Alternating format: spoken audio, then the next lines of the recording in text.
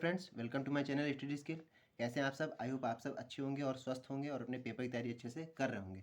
तो फ्रेंड्स, आज के जो हमारा टॉपिक है वो है नर्श समीकरण। ठीक है, नर्श समीकरण क्या है? ये आपके पेपर में, केमिस्ट्री के पेपर में 5 नंबर में क्वेश्चन आता है आपके पेपर में। ठीक है, तो इस टॉपिक को बिल्कुल अच्छी तरीके से तैयार करके आपको जाना है पेपर में। अब हर हालत में आपसे पेपर में ये पूछा जाता है। ठीक है, तो क्या है नर्श समीकरण और ये क्यों बनाई थी और ये कैसे वर्क होता है, इस पर क्या काम होता है नर्श समीकरण का, आज हम लोग सब इसको इस वीडियो में समझेंगे। ठीक है, तो फ्रेंड, वीडियो शुरू करने से पहले हम ये समझ लेते हैं कि नर्स समीकरण होती क्या है, किस लिए बनाई गई नर्स समीकरण। तो सबसे पहले आपको एज इट इज़ बिल्कुल पेपर में इस तरह की आपको थ्योरी उतार देनी है। आगे अभी हम समीकरण को भी बनाएंगे, आगे उसकी डेरिवेशन को भी हम लोग अभी सॉल्व करेंगे।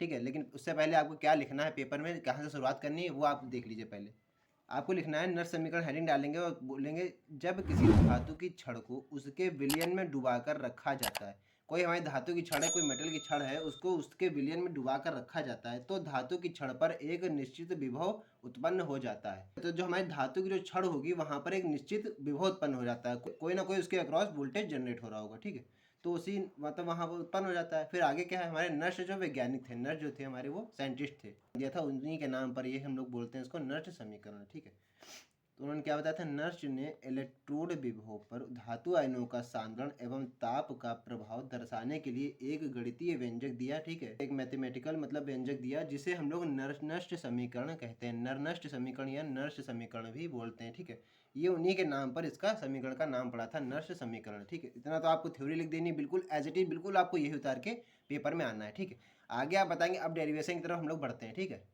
डेरिवेशन में देखिए पहले आप क्या लिखेंगे, सबसे पहले आप लिखेंगे माना, है ना। आप मानेंगे किसी कोई भी चीज़, मतलब हम लोग करते थे मैथ में, क्या करते थे, कोई भी चीज़ को हम लोग मानते हैं। ठीक है, तो वहाँ पर बताएंगे माना हाइड्रोजन इलेक्ट्रोड के सापेक्ष इलेक्ट्रोड अभिक्रिया। ठीक है, हाइड्रोजन इलेक्ट्रोड के सापेक्ष हम लोग क्या मानेंगे, कोई एक इलेक्ट्रोड अभिक्रिया मानेंगे। कोई एक अभिक्रिया को आपको मानना पड़ेगा, तभी आप उसका सॉल्यूशन आगे बता पाएंगे। तो कोई एक अभिक्रिया हम मान लेते हैं, जैसे हमने माना Mn+। ठीक है, एक्वेरियम ये AQ है। ठीक है, Mn++ Ne plus n n क्या है यहाँ पर, कोई इलेक्ट्रॉन्स हैं। ठीक है, एन मतलब नंबर ऑफ इलेक्ट्रॉन्स हैं, n for number of electrons, और ई है तो आप देख ही रहे हैं इलेक्ट्रॉन्स है। ठीक, कितने इलेक्ट्रॉन हो सकते हैं, 2 भी हो सकते हैं, 10 भी हो सकते हैं, 12 भी हो सकते हैं, और 20-25 जितने भी नंबर ऑफ इलेक्ट्रॉन हो सकते हैं। ठीक है, रिएक्शन कराई जा रही है, क्या बन रहा है, एम एस बन रहा है, एम और ये एस। ठीक है, सॉल्ट फॉर्म में बन रहा है एम। ठीक है, मतलब एम यहाँ से क्या दिखा रहा है, एम एम का मतलब है कोई यहाँ पर अभिकारक है, और यहाँ पर एम कोई उत्पाद बन रहा है। ठीक है, एम एस यानी कोई उत्पाद बनना है, और Mn+ क्या है, कोई अभिकारक लिया गया है। ठीक है, इतना हमने एक अभिक्रिया मानी है नर्स समीकरण के लिए। अब हम लोग बढ़ते हैं डेरिवेशन की तरफ। ठीक है, तो देखिए डेरिवेशन क्या कह रही है, आप मतलब थ्योरी आप इस तरह से लिख देंगे, उसके बाद आप डेरिवेशन बताएंगे कि सबसे पहले डेरिवेशन जो होती है वो आपको लिख देनी कि होती क्या है। डेरिवेशन आप बता देंगे, उसके भी नंबर आपको मिल जाते हैं, नंबर स्टेप वाइज। आप डेरिवेशन ही केवल लिख देंगे क्योंकि होती क्या है हमारी अभिक्रिया, उसको आप लिख देंगे, तब भी आप एग्जाम में समझ जाएगा आपने अच्छी खासी मतलब अच्छी तरीके से ये पढ़ाई करी हुई है। हो सकता है पेपर में आपके पास टेंशन ज़्यादा हो, आप उसको सॉल्व ना कर पाएँ आगे तक, तो आप इस समीकरण तो आपको सबसे पहले लिख देनी है। ठीक है, उसके बाद आपको क्या करना है, देखते हैं कि एक स्टेप वाइज। आपको लिखना है नर्स समीकरण जो होती है हमारी ई होती है। ठीक है, E is equal to E naught, ये ई अलग है और ये ई अलग है। ठीक है, यहाँ पर आपको लिखना है E is equal to E naught minus RT/NF। ठीक है, मल्टीप्लाई में है फिर लॉग, और आगे फिर आगे क्या है, MS/Mn+n। ठीक है, यहाँ पर आप कुछ देख रहे होंगे, कुछ मिलता जुलता है। जैसे MS कहाँ से लिया गया, ये जो हमारी रिएक्शन थी देखिए, MS जो था वो यहाँ से लिया गया, और Mn+ यानी जो हमारा अभिकारक था। ठीक, Mn+ यानी जो हमारा अभिकारक था, और एन क्या था, एन यहाँ से देखिए नंबर ऑफ इलेक्ट्रॉन लिए गए। ठीक, इतना कुछ है। अब आगे आप लिखेंगे, इतना क्वेश्चन लिखने के बाद अगर आपको याद रहता है तो आगे भी आप उसको सॉल्व करेंगे। आगे आप बताएंगे कि 10 के आधार पर लॉग लेने पर, जो लॉग है उसका आधार हम क्या लेंगे, 10। जो लॉग का बेस मान रहे हैं हम लोग, लॉग का बेस मानना है 10। ठीक है, तो 10 के आधार पर लॉग लेने पर आप बताएंगे, 10 का जब आधार आप लॉग ले लेंगे तब आगे भी बताएंगे। तो इस तरह लिख देंगे ई बराबर, यानी E is equal to E naught minus RT की जगह लिखा है, RT तो रहेगा साथ में, जब लॉग की वैल्यू आप 10 ले रहे हैं तो 10 की वैल्यू के साथ क्या रहेगा, 2.303। ये हमारे नस्ट इक्वेशन का ये कांस्टेंट होता है, 2.303 हमारा नस्ट इक्वेशन का कांस्टेंट है। इस तरह से आप मानेंगे। ठीक है, कांस्टेंट वैल्यू है ये। तो 2.303 RT है साथ में, तो RT लिख देंगे, अपॉन NF है तो NF भी ऐसे उतार देंगे, डॉट लॉग 10, क्योंकि 10 क्यों लगा रहे हैं, क्योंकि 10 का बेस हमने यहाँ पर लिया था, लिखा था ऊपर। ठीक है, तो 10 का बेस लिया था इसलिए लॉग 10 लिखा रहे हैं। अपॉन में क्या, फिर आगे जाएंगे MS/Mn+, बिल्कुल सेम एज इट इज, बिल्कुल इसी तरह से उतार देंगे। ठीक है, ये आपको याद रखना पड़ेगा, फिर इसी से आप ये बना पाएंगे। ठीक है, फिर आगे आप बताएंगे यदि MS इक्वल टू क्या है, अगर हम मान लेते हैं, मतलब पहले इक्वेशन आप इसको मान सकते हैं कि हमने पहली इक्वेशन मान ली, लेकिन अगर आगे आप बता रहे हैं कि MS को हम क्या मान लें, यदि MS equal to 1.0 m, MS की जो वैल्यू है वो हम मान लेते हैं 1.0 m, यानी 1 मतलब टोटली 1 है, ठीक है, टोटली 1 मतलब 1 है हमारा, ठीक है, ठीक है। तो जो हमारी वैल्यू है ये मान लेते हैं 1 है, 1.0 m लिखो या 1 m लिखो, बात वही है आपकी, ठीक है। तब जो इक्वेशन बनेगी वो क्या बनेगी, देखिए ध्यान से देखिएगा, E is equal to E naught minus 2.303, ठीक है, आर टी है तो आर टी एस उतार देंगे अपॉन एन एफ, ये इस वाली इक्वेशन से हम लोग यहाँ पर वैल्यू रख रहे हैं, ठीक है।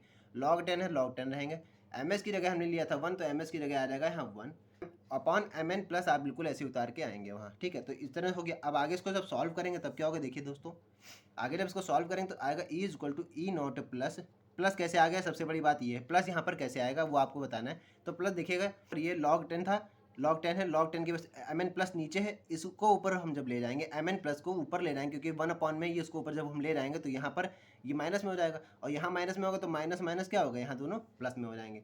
तो इसीलिए हमने यहाँ पर प्लस का साइन लगाया हुआ है, ठीक है। तो 2.303 R T upon n F ऐसे उतार देंगे, और लॉग 10 है तो लॉग 10 भी ऐसे उतार देंगे। और यहाँ क्या था, 1 अपॉन एम एन प्लस था, लेकिन हमने ऊपर ले गए तभी तो यहाँ प्लस लगाया, तो हमें ये ऊपर उतार देंगे, एम एन प्लस ये ऊपर उतार देंगे, ठीक है। आप चाहें तो आप बिल्कुल इसको यहाँ पर उतार सकते हैं, इतना रोक सकते हैं, यहाँ पर आपका आंसर कंप्लीट हो गया। अगर ठीक है, अगर आपसे पूछा रहा लघु में तो आपका आंसर यहाँ कंप्लीट हो गया, लेकिन हो सकता है कभी कभी आपसे लॉन्ग में भी डाल सकते हैं। तो लॉन्ग में जब डालेंगे तो इसको आप डेरिवेशन और अच्छी तरीके से करके थोड़ा बढ़ा दीजिएगा तो आपको पूरे नंबर मिलेंगे। आगे आप लिख सकते हैं थोड़ा सा, सामान्य ताप व दाब पर, सामान्य ताप व दाब पर क्या होता है, आर की वैल्यू क्या होती है, सामान्य ताप जो हमारा होता है, सामान्य ताप व दाब पर आर की जो वैल्यू होती है वो होती है 8.314, इन सब की वैल्यू आपको रखनी है, आगे और कुछ नहीं है। मतलब क्या है, आर की वैल्यू 8.314 जूल पर कूलाम इनवर्स मोल इनवर्स, ठीक है, ना आप इसको बता सकते हैं। आगे आपको टी चाहिए होता है तो टी की वैल्यू होती है, आप जानते हैं टेम्परेचर कितना होता है, 298 केल्विन, ये हमारा टेम्परेचर होता है।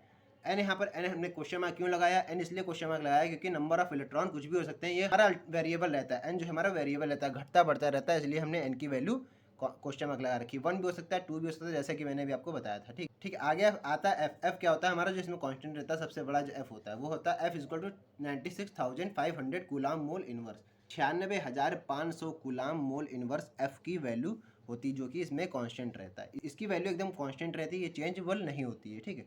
तो इतनी वैल्यू उठाकर आप इस वाले इक्वेशन रख देंगे। आप चाहे तो इसको इक्वेशन 1 मान सकते हैं, जैसा कि मैंने यहाँ लिख दिया, ठीक है, इक्वेशन 1 आप इसको मान सकते हैं। आगे इन सारी वैल्यू को आप इक्वेशन 1 में पुट कर देंगे। तो जब इन वैल्यू को आप इक्वेशन 1 में पुट करेंगे तो क्या आएगा, देखिए, ठीक है। मान लेते हैं हम इस वाली इक्वेशन को, इस वाली वैल्यू को सारी इस इक्वेशन में पुट करते हैं। तो इक्वेशन क्या थी हमारी, इक्वेशन को लिख लेते हैं पहले, ई इज इक्वल्स टू क्या थी, ई नॉट, ठीक है, प्लस है तो प्लस लगा देंगे 2.303, ठीक है, डॉट आर की वैल्यू क्या है, जो आर की वैल्यू है वो आप लिख देंगे 8.314, ठीक है। उसके बाद टी की वैल्यू है वो आप लिख देंगे 298, ठीक है, इतना हो गया। अपॉन में क्या है, अपॉन में आप देख लीजिए एन है, तो एन तो क्वेश्चन मार्क है, एन तो भाई हमारा कुछ भी हो सकता है, तो एन की वैल्यू नहीं है तो एन ऐसे ही रखेंगे। एफ की वैल्यू है उसको हम रख देते हैं, एफ की वैल्यू है 96,500, उसकी वैल्यू हमने रख दी है, ठीक है। और साथ में क्या था, साथ में क्या है, लॉग 10, तो यहाँ लिखेंगे लॉग 10, ठीक है, और एम एन प्लस ऐसे ही लिखा रहने देंगे क्योंकि इसकी वैल्यू कोई है ही नहीं, ठीक, इतना आप लिख देंगे। इतना आ गया समझ में। अब आगे देखते हैं, आगे कह रहा है फ्रेंड्स, आगे फिर से आपको कुछ नहीं करना, आगे इसको आपको सॉल्व करना है। चाहे तो आप याद कर सकते हैं, नहीं याद हो पाएगा तो इसको आप वहाँ सॉल्व कर लेंगे, प्लस है प्लस रहेगा। तो इन तीनों को जो सॉल्व करके बाद जो नंबर आएगा उसको 96,500 से जब डिवाइड करेंगे तो आंसर आएगा हमारा 0.591, ये हमारा आंसर आ जाएगा। अपॉन में क्या है, एन है तो एन रहेगा, ठीक है, क्योंकि एन की तो वैल्यू चेंजेबल रहती है, अभी बताया था मैंने। और साथ में क्या है, लॉग रहेगा, लॉग लिखा रहेगा लॉग 10, और यहाँ पर एम एन प्लस, इसको आप ऐसे ही उतार देंगे।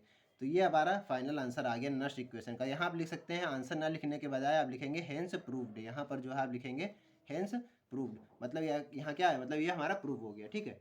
तो आई होप आपको समझ में आ गया हो कैसे आपको नर्स इक्वेशन लिखनी है, ठीक है। फिर आपको नर्स डेरिवेशन आपको पूरी इस तरह से सॉल्व करनी है स्टेप वाइज। याद रखिएगा पेपर में आपको स्टेप वाइज के भी नंबर मिलते हैं, जिस तरह से आप अगर आधा स्टेप भी करके लिख के आएंगे तो उसके भी आपको नंबर मिलेंगे, ठीक है। पूरा आंसर आपका गलत नहीं होता, इस गलत फहमी में मत रहिएगा, ठीक है। तो आप अगर 4 लाइन का आंसर है, अगर आप 2 लाइन लिख के आएंगे तो उस 2 लाइन के भी आपको नंबर मिलेंगे, ठीक है। तो बस आई होप आपको अच्छी तरीके से समझ में आ गया हो, और बिल्कुल इसको रट के जाइएगा, पेपर में बिल्कुल आप यही छाप के आइएगा, बिल्कुल आपको 5 नंबर आपके बिल्कुल पक्के हो जाएंगे, ठीक है। अगर आपसे लॉन्ग में पूछा रहा है तो 5 नंबर का बिल्कुल ये आंसर फिक्स है। तो फ्रेंड्स बस आज की वीडियो में इतना ही था, मिलते हैं नेक्स्ट वीडियो में, तब तक के लिए जय हिंद।